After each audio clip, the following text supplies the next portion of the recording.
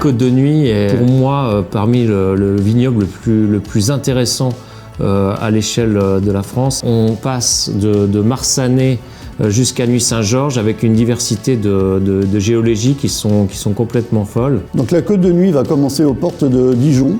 On arrive sur Fissin qui offre des rouges robustes, solides, d'un très vieux vignoble qui était un des premiers vignobles de Bourgogne. Fissin, c'est une appellation qui fait des vins toujours assez masculins au niveau de la structure, assez rustiques. Lorsque c'est bien travaillé, bien sûr, sur des aromatiques bien typiques Côte de Nuit, donc avec beaucoup de fruits également. On a des vins d'une finesse exceptionnelle et des vins d'une certaine gourmandise qui sont très jouissifs et qu'on a envie d'ouvrir à n'importe quelle occasion. L'avantage de Fissin, c'est qu'on peut y trouver surtout des bons rapports qualité-prix parce que c'est un peu le bémol avec les grandes appellations très recherchées. Également quelques blancs intéressants à base bien sûr de chardonnay. Le contexte tarifaire fait que Fissin, c'est un peu le Saint-Thomas que nous avons pour les blancs, c'est le Fissin un peu pour les rouges Côte de Nuit. On peut trouver des très belles choses, très bien travaillées. Quand c'est travaillé sur l'élégance, nous avons quand même des beaux équilibres. En quittant Fissin, Marsanais arrive en tête des appellations